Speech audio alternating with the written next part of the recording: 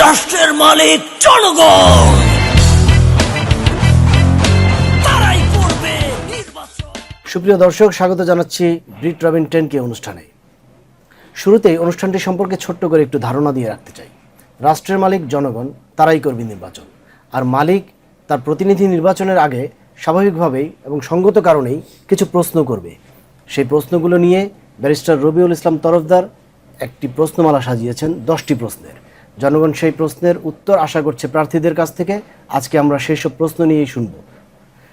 Barrister Rabiul Islam Tarafdar, স্বাগত জানাচ্ছি আপনাকে স্টুডিওতে। ধন্যবাদ। আপনি 10টি প্রশ্ন করেছেন। এই 10টি প্রশ্নের মধ্যে আজকে আমরা শুধু একটি প্রশ্ন নিয়ে আলোচনা করব, কারণ 10টি প্রশ্নই অত্যন্ত গুরুত্বপূর্ণ এবং রাষ্ট্রের মালিক হিসেবে এই প্রশ্নগুলো সত্যিকার অর্থেই প্রার্থীদের কাছ থেকে জানা আবশ্যক।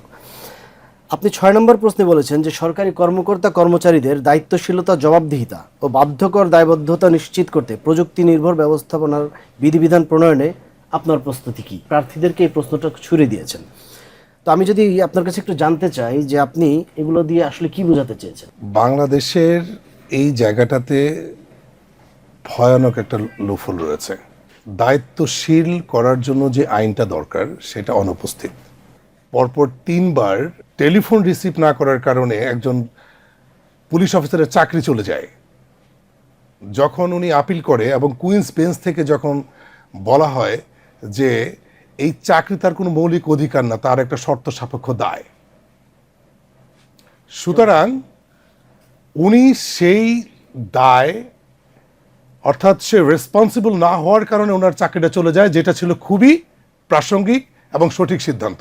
তো আজও ফার্স্ট ওয়ার্ল্ড কান্ট্রিতে এটাকে রেফারেন্স হিসেবে ব্যবহার করা হয় যে তুমি যদি দায়িত্বশীল হও ইউ আর ওয়েলকাম, তুমি যদি দায়িত্বশীল না হও সরি। তার মানে বাংলাদেশে কি এমন কোনো আইন রয়েছে যে আসলে কর্মকর্তা কর্মচারীদেরকে এই দায়িত্বশীলতার জায়গায় বাধ্য করা যাবে? এই মুহূর্ত পর্যন্ত সবকিছু ইচ্ছার উপরে। যদি ঊর্ধ্বতন কর্তৃপক্ষ ইচ্ছা করেন তাহলেই সম্ভব। মানে এই যে দায়িত্বশীল করা, আমি একজন পুলিশ অফিসার, আমার ডিউটি, প্রথম ডিউটি হচ্ছে আমার সেবা করা। আমার যদি মৌলিকভাবে চিন্তা করি যে একটা অসুস্থ রুগী নিয়ে অ্যাম্বুলেন্স যাচ্ছে, তাকে প্রায়োরিটি দেওয়া, তাকে রাস্তা পার করে দেওয়া, তাকে যাওয়া, আমাকে হেল্প করা, অসুস্থ কেউ পড়ে থাকলে তাকে হাসপাতালে নিয়ে যাওয়া, কেউ বিপদগ্রস্ত হলে তার সামনে গিয়ে সরাসরি পুলিশ গিয়ে বলবে sir how can I help you. আমরা তো শুধু এই দায়িত্বের কথা আপনি বলছেন, আমরা তো দুর্নীতির ক্ষেত্রেও দেখি যে ঊর্ধ্বতন কর্মকর্তাদের দুর্নীতি বা সরকারি কর্মকর্তাদের দুর্নীতির অনুসন্ধানও বোধহয় আইনগতভাবে কিছুটা জটিলতা রয়েছে। একই, তাদের ইনডেমনিটি করা আছে যে আমি যত চুরি করি না কেন, কারণ এই আইনগুলো করার পেছনেই থাকে চুরি করার মহৎ উদ্দেশ্য। সরি, এটা বোধহয় মহৎ না, অমহৎ একটা উদ্দেশ্য থাকে যে আমি এমন সুন্দর করে চুরি করব যাতে আবার কেউ জিজ্ঞাসা করতে না পারে, ধরতে না পারে। এটার জন্য আমি চমৎকার করে ওই আইনটাও রেখেছি যে আমি আমার অধস্তন কর্মচারীকে দিয়ে চুরি করাবো, 5 টাকা নিবে, আমাকে 3 টাকা দিবে এবং আমি ওকে সেভ করব। এটার জন্য আবার যদি আমার কোনো বস থাকে তাকে দিব। এবং ওই ঊর্ধ্বতন কর্তৃপক্ষের কোথাও কোনো পরিষ্কার করে কিছু বলা নাই। এটা যে কোন পর্যন্ত যেতে পারে, এটা কি প্রাইম মিনিস্টার পর্যন্ত যাবে, নাকি এটা রাষ্ট্রপতি পর্যন্ত, নাকি এরও উপরে যাবে, ঊর্ধ্বতন কর্তৃপক্ষের কোনো সংজ্ঞা ওখানে নাই। না, তার মানে কি তাদের বিরুদ্ধে আইনি ব্যবস্থা নেওয়া বর্তমান আইনে আসলেই কঠিন? ঊর্ধ্বতন কর্তৃপক্ষ যদি ইচ্ছা করে, অর্থাৎ এখানে সম্পূর্ণ রকমভাবে ন্যায় করা, অন্যায় করা, চুরি করা সবকিছু ওই ঊর্ধ্বতন কর্তৃপক্ষের উপর ডিপেন্ড করে।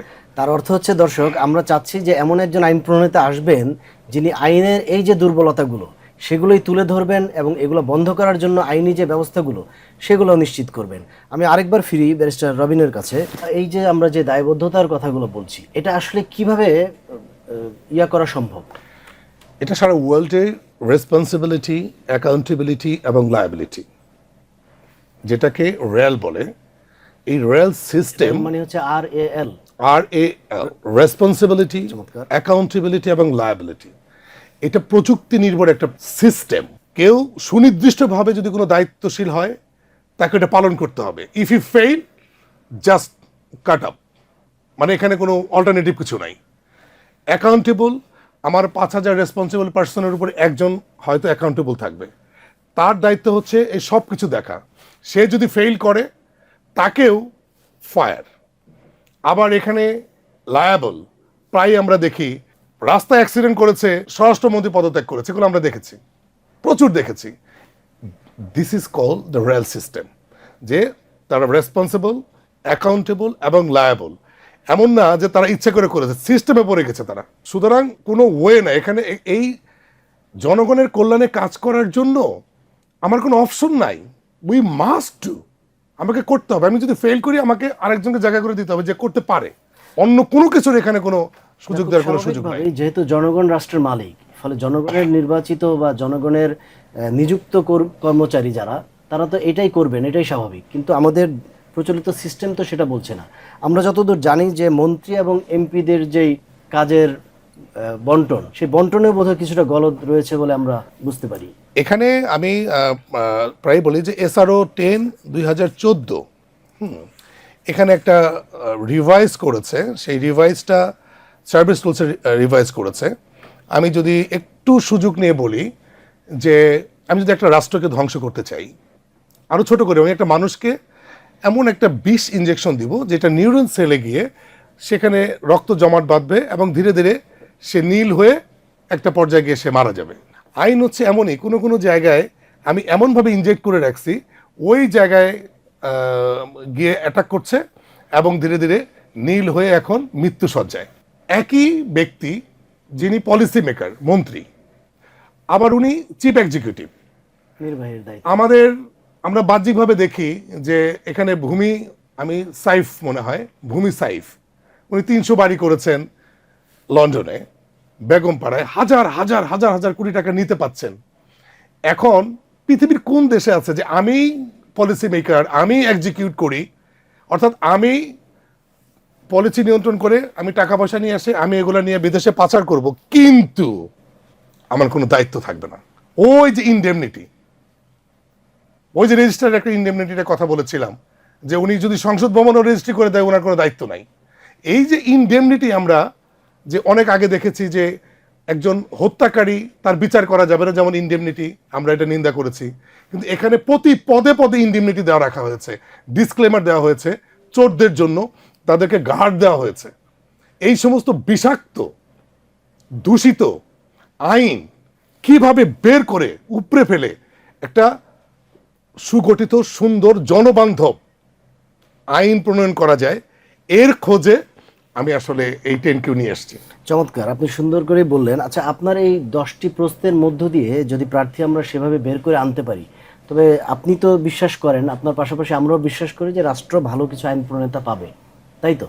তো সেই প্রশ্নের নাম্বারিংটা আপনি কিভাবে করেছেন? তো সহজ কটা প্রশ্ন আছে যে আপনি কেন আইন প্রণেতা হতে চান, আপনি আপনার আয়ের মূল উৎস কি, দেশপ্রেম, সততা আছে, এমন কিছু প্রমাণ অবশ্যই আপনাকে দিতে হবে। কারণ যোগ্যতা, সক্ষমতাটা ইম্পর্টেন্ট। আমি বারবার বলছি, যার পা নাই তাকে দিয়ে তো ফুটবল খেলা সম্ভব না। তো এবং নীতি, যে সমস্ত গভর্নমেন্টের যে পলিসিগুলো রয়েছে, সেই পলিসি প্রণয়নে তার অবশ্যই অভিজ্ঞতা, দক্ষতা, যোগ্যতা, সক্ষমতা থাকতে হবে। এটা প্রয়োজনীয়, এটা বলা যাবে না যে না আমার এটা দরকার নাই।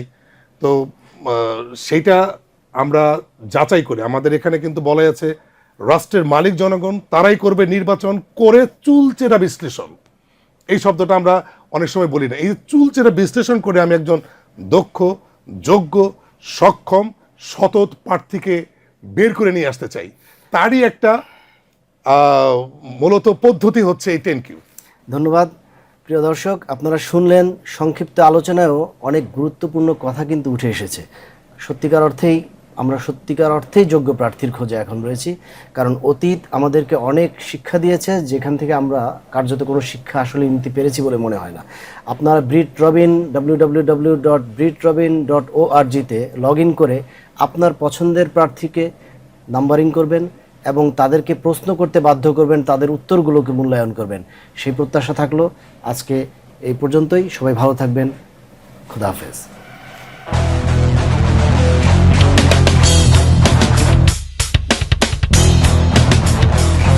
এই রাষ্ট্রের মালিক জনগণ।